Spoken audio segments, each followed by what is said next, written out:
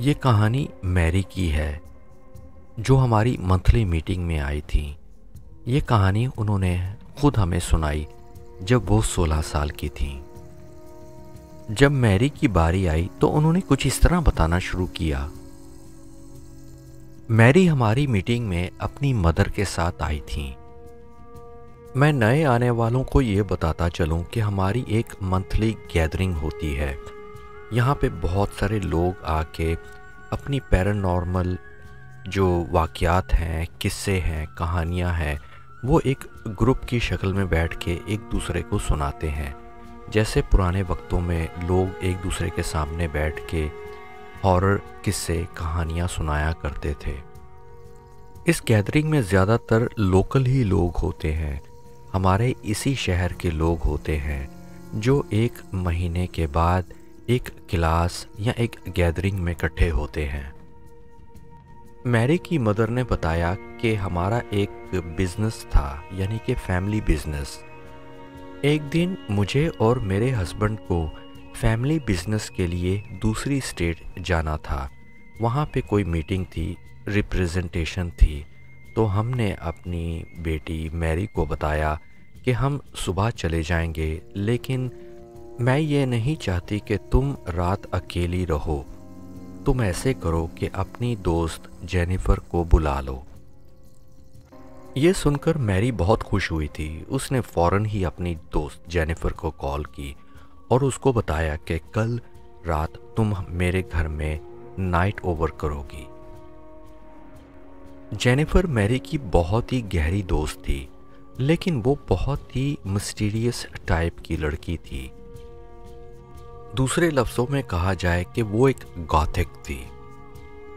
हमेशा काले कपड़े पहनना, काली लिपस्टिक लगाना, काली नेल पॉलिश लगाना, ये उसका फैशन था। जेनिफर ने भी ये सुनकर बहुत खुशी का इजहार किया। उसने कहा कि ठीक है, कल मैं ठीक 5 बजे तुम्हारे घर पहुंच जाऊंगी। दूसरे दिन मैरी के पेरेंट्स अपनी बिजनेस मीटिंग के लिए रवाना हो गए। मैरी आराम से उठी, उसने अपना ब्रेकफास्ट बनाया, उसके बाद अपना थोड़ा सा होमवर्क किया, टीवी वगैरह देखने लगी, इंटरनेट पे कुछ चेक करने लगी और वेट करने लगी कि कब उसकी बेस्ट फ्रेंड जेनिफर आती है। ठीक 5 बजे दरवाजे की बेल बजी। टिंग टोंग। मैरी भागती हुई गई। उसे यकीन था कि जेनिफर आ चुकी है। उसने जैसे ही दरवाज़ा खोला तो सामने उसकी बेस्ट फ्रेंड जेनिफर खड़ी थी।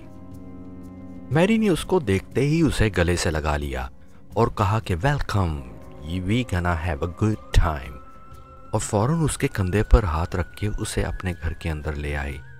जेनिफर के हाथ में एक बैग था, लगता था उसके अंदर कुछ कपड़े हैं, और दूसरे हाथ में एक डिब्बा सा था, एक गत्ते का सा अजीब सा डिब्बा था। खैर, मैरी ने इसको कोई नोटिस नहीं लिया। दोनों सोफे पर बैठकर काफ़ी देर तक बातें करते रहे। सामने टीवी पर म्यूज़िक चल रहा था। टाइम इस तरह गुजरता रहा, उन्हें पता ही नहीं चला कि कब शाम हो गई। मैरी ने कहा कि you must be hungry now, let's make a dinner. दोनों ने किचन में जाके डिनर तैयार किया।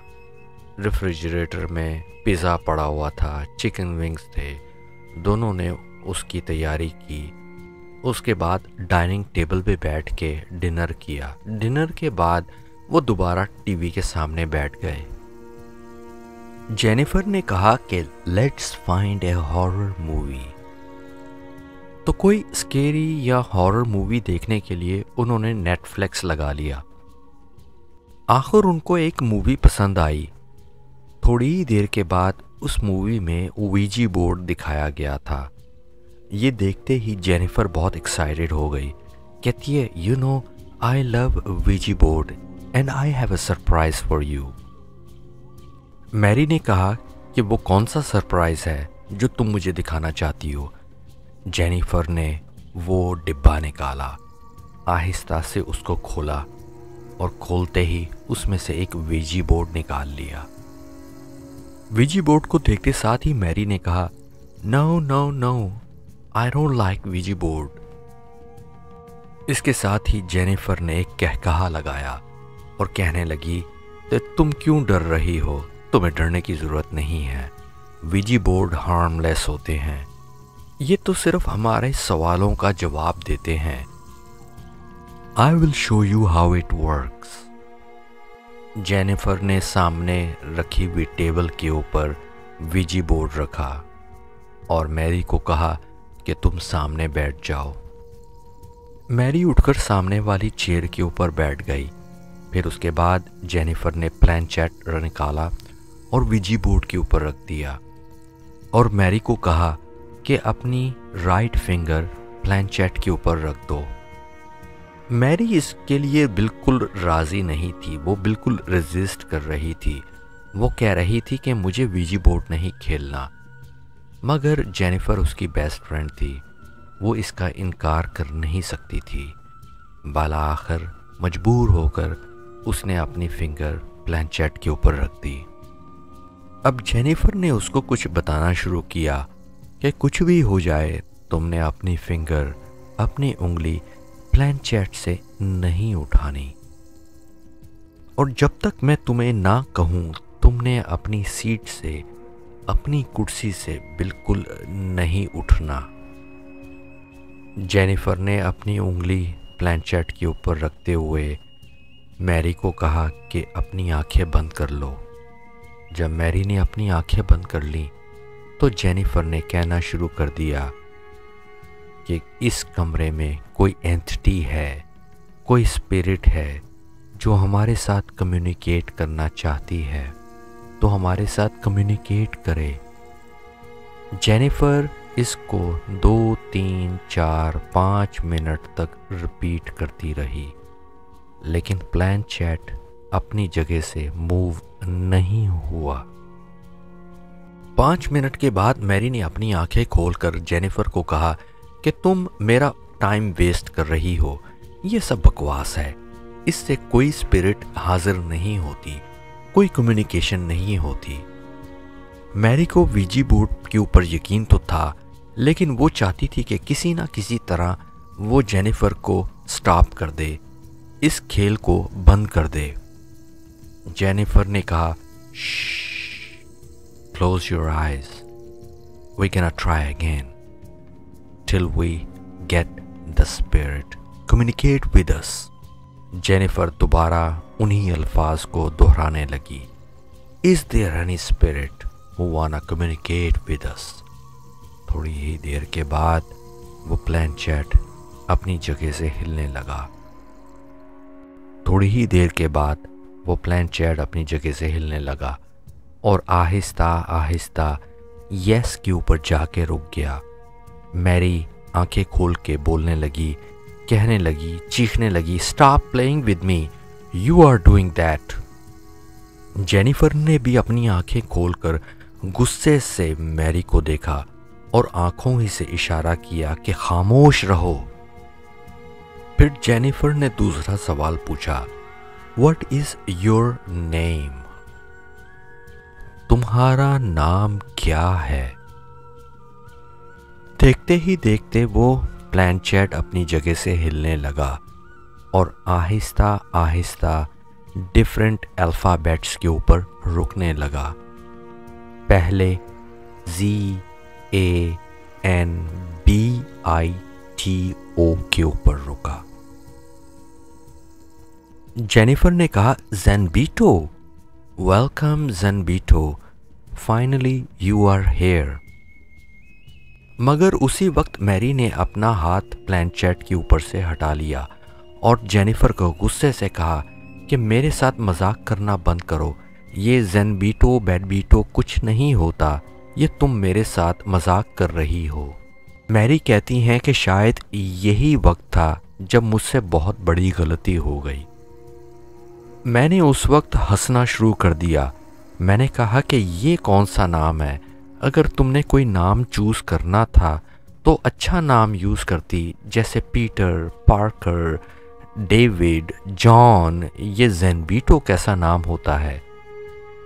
अब चूंकि मैरी ने अपना हाथ यानी अपनी उंगली प्लैनचेट से उठा ली थी, अब ये इस गेम का एंड हो चुका था, इसके आगे कुछ नहीं हो सकता था।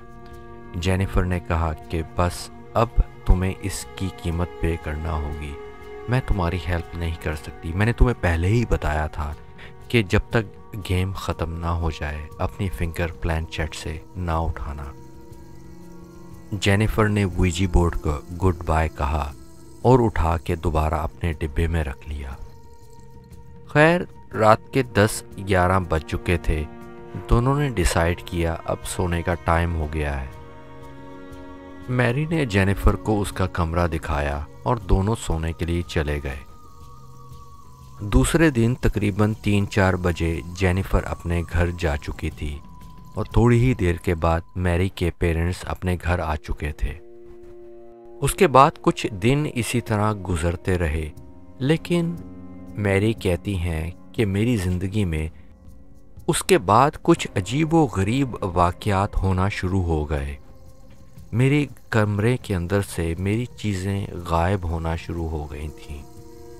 मुझे रात को अजीबो गरीब ख्वाब आते थे। मैं डर के उठ जाया करती थी। एक दिन रात को मेरी आंख खुली तो मुझे ऐसे लगा कि मेरे कमरे के अंदर कोई शैडो खड़ा है, कोई इंसान खड़ा है। उसे देखते साथ ही मैंने चीखना शुरू कर दिया। मेरी चीखों की आवाज़ सुनकर मेरे पेरेंट्स मेरे कमरे में आए और कहने लगे कि क्या हुआ। मैंने उनको बताया कि मेरे कमरे में एक शख्स खड़ा था। मैंने उसको देखा। जैसे ही मेरी नज़र उस पर पड़ी तो वो हवा में गायब हो गया। मेरी मदर ने कहा कि शायद तुमने कोई बैड ड्रीम देखा है, गो टू स्लीप।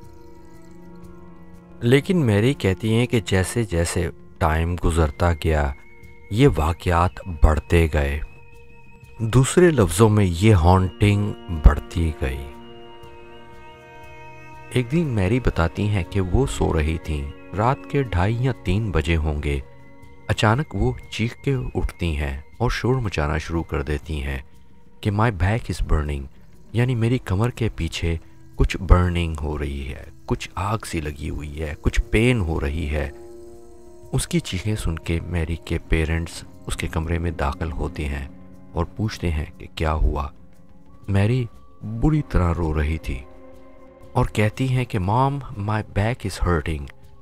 उसकी वालदा फ़ौरन जाकर उसकी शर्ट को उठाती हैं और पीछे देखती हैं कि 3 स्क्रैचेस हैं, बुरी तरह से, जैसे किसी ने उनकी चमड़ी को उधेड़ दिया हो। ये देखकर उनकी मॉम बहुत शॉक में चली जाती हैं, लेकिन उनके फादर कहते हैं कि ऐसा हो सकता है कि कमरे में कोई जानवर आ गया हो, कोई बिल्ली हो या रैकून हो। वो उस कमरे का कोना कोना सर्च करना शुरू कर देते हैं कि शायद कहीं पे कोई जानवर हो। काफ़ी देर की सर्च के बाद उन्हें वहाँ पे कुछ भी नहीं मिला। अब मैरी का रवैया भी बदलता जा रहा था। उसके ग्रेड्स भी जो है बहुत ही ख़राब आते थे। क्लासरूम में उसका रवैया बहुत ही नेगेटिव हो गया था। वो टीचर से भी झगड़ पड़ती। अपने जो क्लास फेलोज़ हैं उनसे भी झगड़ा करना उसका मामूल बन गया था। एक दिन मैरी सो के उठती हैं तो देखती हैं कि उनके तकिए के ऊपर कुछ बाल पड़े हुए हैं। वो भाग के बाथरूम में जाती हैं और अपना सर देखती हैं तो वहाँ पे एक गोल पैच है, जैसे किसी ने उनके बालों को खींच कर निकाला हो। ये देखकर वो बहुत परेशान होती हैं। जब अपने पेरेंट्स को बताती हैं तो पेरेंट्स मैरी को फ़ौरन डॉक्टर के पास लेके जाते हैं और मेडिकल रीज़न जानने की कोशिश करते हैं। मेडिकल रिपोर्ट तो सब ठीक होती हैं, सब रिपोर्ट्स नेगेटिव होती हैं। अब मैरी की मॉम को लगना शुरू हो गया कि ये कोई पैरानॉर्मल फिनोमेना है, मेरी बेटी के साथ कुछ अटैचमेंट है जो मुझे सही नहीं लग रही। लेकिन उनके फादर जो हैं इस बात को मानने के लिए तैयार नहीं थे। मैरी की मदर जो वहाँ बैठी हुई थी मैरी का हाथ पकड़ के कहती हैं कि मैरी ने अपने आप को कमरे में बंद कर लिया था, दिन में खाना पीना भी छोड़ दिया था, बहुत मुश्किल से दिन में एक दफ़ा खाती थी। मैं बहुत फ़िक्रमंद हो गई थी। बड़ी मुश्किल से मैंने इसके फादर को इस बात पे एग्री किया कि हमें कुछ रूहानी इलाज करवाना चाहिए। आखिरकार मैरी के फादर मान गए। उन्होंने एक पैरानॉर्मल टीम को अपने घर इनवाइट किया। दूसरे ही दिन वो पैरानॉर्मल टीम उनके घर पहुंच गई। उनकी टीम में एक साइकिक औरत भी थी। उसने बताया कि आपके घर में नेगेटिव एनर्जीज हैं, लेकिन हम इन्हें प्रूव करने की कोशिश करेंगे। पैरानॉर्मल टीम ने पूरे घर में कैमरे लगा दिए और ईवीपी भी लगा दिया, यानी वॉइस रिकॉर्डिंग।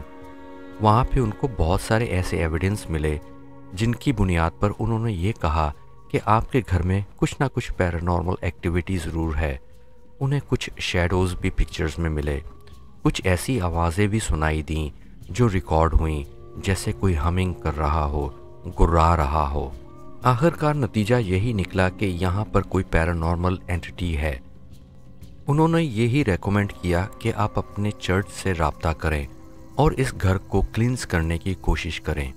अगर मैरी के साथ कोई ऐसी एंटिटी है तो इसके ऊपर एक्सोर्सिज्म होना बहुत ज़रूरी है। मैरी की मदर बताने लगी कि दूसरे ही दिन हमने लोकल चर्चेस को फ़ोन करना शुरू कर दिया, मगर ये हमें बहुत अफसोस हुआ कि हमारे इलाके में कोई भी ऐसा शख्स नहीं है जो एक्सोर्सिज्म करता है या होम क्लींसिंग करता है। बड़ी मुश्किल के बाद हमें दूसरी स्टेट में एक फादर मिले जो ये एक्सोर्सिज्म करते थे और होम क्लींसिंग करते थे। हमने उनको कांटेक्ट किया। उन्होंने बताया कि मैं इस चर्च का पादरी हूँ, मेरा तो आपकी तरफ आना बहुत मुश्किल हो जाएगा। ये तकरीबन 4-5 घंटे की ड्राइव थी। तो आप ऐसे करें कि जल्द से जल्द अपनी बेटी यानी मैरी को लेकर हमारी स्टेट में आ जाएं और मेरी चर्च में आ जाएं। मैं इसका एक्सोर्सिज्म अपने चर्च में करूँगा। मुझे लगता है कि आपके घर में तो कोई ऐसी एंटिटी अटैच नहीं है, जो भी है मैरी के साथ है। हम इसकी प्रॉब्लम चर्च के अंदर ही सॉल्व कर देंगे। तो फिर 2 दिन के बाद ये तय पाया कि हम मैरी को लेकर दूसरी स्टेट जाएंगे और फादर फ्रैंकलिन से मिलेंगे। ऐसा ही हुआ। पेरेंट्स ने मैरी को गाड़ी में बिठाया और दूसरी स्टेट की तरफ ड्राइव करना शुरू कर दिया। 5 घंटे के बाद वो चर्च के सामने खड़े थे और फादर फ्रैंकलिन उसका इंतज़ार कर रहे थे। ये बताते हुए मैरी की मदर की आंखों में आंसू आ गए। कहने लगी कि जब हम चर्च में जाने लगे तो मैरी ने अंदर जाने से इनकार कर दिया। बड़ी मुश्किल से मैं और इसके फादर मैरी को चर्च के अंदर ले जाने की कोशिश कर रहे थे, लेकिन मैरी अंदर जाने के लिए तैयार ही नहीं थी। इस वक्त मैरी अपना सर झुकाए ऐसे बैठी थी जैसे कुछ याद करने की कोशिश कर रही हो। इतनी देर के बाद फादर फ्रैंकलिन भी चर्च से बाहर आ गए और उन्होंने भी मैरी को अंदर ले जाने के लिए उनकी मदद की। चर्च के अंदर फादर फ्रैंकलिन के 2 और भी असिस्टेंट थे। फादर फ्रैंकलिन ने कहा कि फ़ौरन चेयर लेकर आओ, हमें मैरी को यहाँ पे बांधना होगा। फिर ऐसा ही हुआ। मैरी की मदर बताती हैं कि मैरी को चेयर पे बिठाया गया और उसके हाथ और पांव बांध दिए गए। फादर फ्रैंकलिन ने होली बाइबल निकाली और कुछ वर्सेस पढ़ना शुरू की और थोड़ी देर के बाद वो होली वाटर इसके ऊपर स्प्रिंकल कर रहे थे, इसके ऊपर फेंक रहे थे। उस वक्त मैरी अपना सर झुकाए बैठी हुई थी और अजीबोगरीब आवाज़ें निकाल रही थी। मैरी ने कहा कि mom, I don't remember any of those things. मुझे ये सब चीज़ें बिल्कुल याद नहीं हैं। उसकी माम ने उसका हाथ दबाते हुए कहा, I know Honey, that was tough time on you. ये तुम्हारे लिए बहुत ही मुश्किल दिन था, बहुत ही मुश्किल टाइम था। फिर उन्होंने बताया कि फादर फ्रैंकलिन तकरीबन 3 घंटे पढ़ते रहे।